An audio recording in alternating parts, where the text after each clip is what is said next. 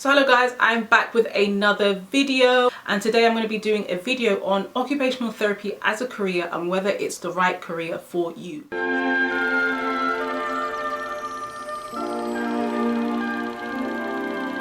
So hopefully with this video you'll be able to make informed decisions about occupational therapy. But firstly, I think it's important to define what occupational therapy actually is. Basically, occupational therapists help people to do things that they're struggling to do.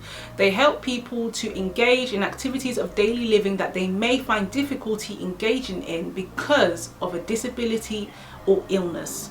That's basically occupational therapy in a nutshell. For example, a standard activity could be something like, I love using this activity, but let me use another one. A standard activity could be things like a person being able to dress themselves. For example, you know, you get up in the morning, you get into the shower, and you come out and you need to be able to put clothes on yourself. So someone that may have had a stroke, for example, and has like left-sided weakness, they may have difficulty being able to put clothes on. So because they have difficulty being able to get clothes on, an occupational therapist could come in and be like, okay, I'm going to assess how this person currently manages with putting their clothes on, if at all, and I'm going to recommend either techniques or equipment that can help support them with this activity. Or you can also recommend things like carers. So that's basically what an occupational therapy would do, and that's something that you'd call a functional assessment. And you have, for example, you have equipment such as like sockets, like they help you put your socks on without you having to bend. That could be with someone that has like back pain. It could be someone that also has a stroke. Like there's so many things that you can do as an occupational therapist. So hopefully that makes sense. Another example, because I find examples really helpful, is someone that may have difficulty being able to prepare simple meals for themselves. This could be because someone has dementia. Because they have dementia, they're not able to remember things, or they get really agitated very quickly, and because of that it makes the process of cooking very difficult for them. So you could do things like memory prompts, you could do things like sticking up post-it notes, you could do so much to help someone with dementia be able to do things for themselves. Or again, you could recommend a package of care. But that's basically what an occupational therapist does. They help people to engage in activities that they're struggling to engage in, maybe due to disability or illness, and that can be mental or physical health. That's a simple definition, and that should make sense for you. If you want to be an occupational therapist and you're considering it as a career, the first thing that would be really useful to know is that occupational therapy allows you to work in a variety of settings. It's very, very diverse. So if you want to work in mental health, if you want to work with children, if you want to work with older people, if you want to work in physical health with people that have neuro-related issues, if you want to work in a physical health setting with people that have cardiac-related issues, so breathing issues to do with the heart, you're able to work in those settings as an occupational therapist. If you want to work in prisons, you're able to work in those settings as an occupational therapist. So it opens up a range of settings for you. And the good thing about occupational therapy is you don't need to study one particular area and be restricted from another. Like occupational therapy studies covers like everywhere. So it covers children's work, it covers adults work, it covers so many different settings, because when you're out on placement, the whole goal is that you're able to immerse yourself into a whole range of different settings. But basically just how it is, you don't have to train for a specific set area. For example, pediatrics, and you have to stay there. Like it's not like nursing where you have to either do children's nursing or adults nursing, or if you decide to get into children's nursing post graduating, you have to stay there. And that's like same for social work. Like it's often hard to like transfer back. So that's basically a huge benefit of occupational therapy. So the next thing is, occupational therapy is a career you should definitely consider if you're not fussed about money and you're more focused on wanting to make a positive difference in society.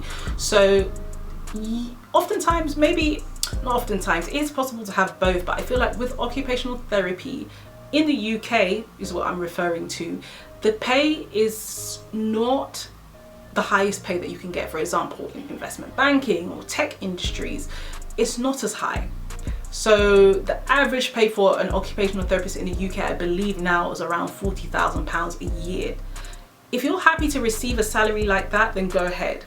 If that outweighs If your passion to help people and problem solve outweighs the money for you, then occupational therapy will be a good profession for you.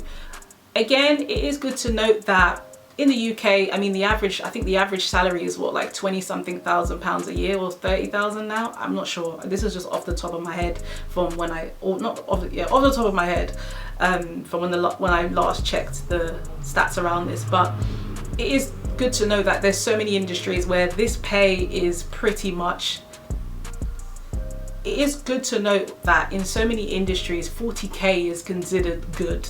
So if that salary is okay with you, then definitely go ahead. But it's good to really think about these things. Like, I think if you're getting into any career, it's really important to think about, if I get into this career and advance to the highest level possible, what pay would that be? What is the ceiling for this career? Because a lot of people go in and they're just like, oh, okay, this is the starting salary, but they don't think about, okay, 5 years down the line, are the salaries going to stay the same, or am I able to actually advance and progress? So that's something to really consider with occupational therapy, and in all honesty, any career. The next thing I would say is occupational therapy is a career that you should definitely consider if you don't mind a bit of repetition. And I know that's probably a little bit contradictory. This word, help me. I know that's a little bit, you may find it contradicting to what I said in the first point, which is it's great if you like a diversity in settings, but after a while I feel like occupational therapy can very much start to feel the same. It can start to feel like, okay, I've worked in mental health, I've worked in physical health, I've worked with learning disabilities. It can all start to feel the same. If you're someone that really likes routine, if you're someone that doesn't mind repetition, occupational therapy is for you. Next thing I would say is occupational therapy is very good at the moment if you want job security. So in the UK, there's so many vacant occupational therapy posts, and I believe that it was known for a long time, I don't know if it's currently still the case, but there's a shortage in occupational therapy professionals. So if you're interested in getting in an occupation that, you know, really is needed, really is deemed as valuable, and in a profession that you know you're going to get a job at the end of it, then I think occupational therapy at the moment is a good job. I will say that that will always be subject to the current state of the economy, the current state of where you are living. For example, there was a point in time where it was very difficult to get occupational therapy jobs, and that was before my time, where people actually had to travel to places like New Zealand or Australia to actually be able to obtain occupational therapy jobs. I'd say over the last, I believe 10 years or so, occupational therapy has been quite stable. Next thing I will say is occupational therapy is a good career to consider if you're not fussed with working with potentially people older than you. So for example, at my age, when I graduated, I was 22, and a lot of people, as I mentioned in previous videos, in occupational therapy, a lot of people are mature students. So a lot of people start university with occupational therapy at like age 22 or age 27, age 30, age 40. It's quite rare that you see someone go into occupational therapy straight from A levels, and that's just because I feel that there's a general lack of awareness about occupational therapy, and you only really know about it if you know about someone that's done it, or you've just gained more exposure into the working life, into the field of work.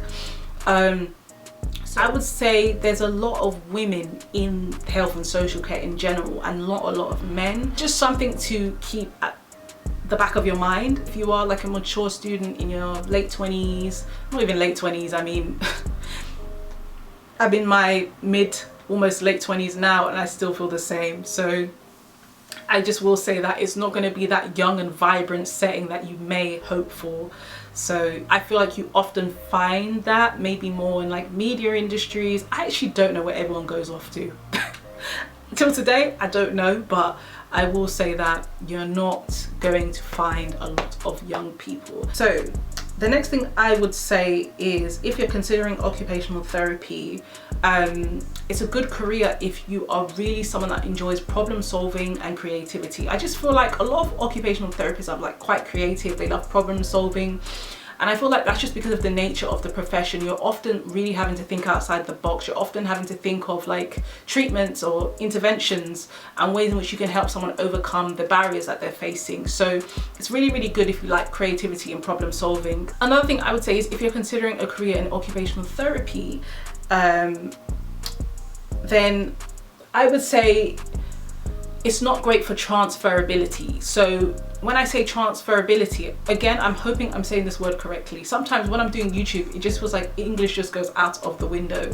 But in terms of transferability, occupational therapy is one of those professions where it's in the UK anyway, and I feel like in other places, it's one of those professions where if you study in a particular country, it's very hard to transfer it to another country unless you do like the exams in that other country, and often with occupational therapy it's like they want a master's.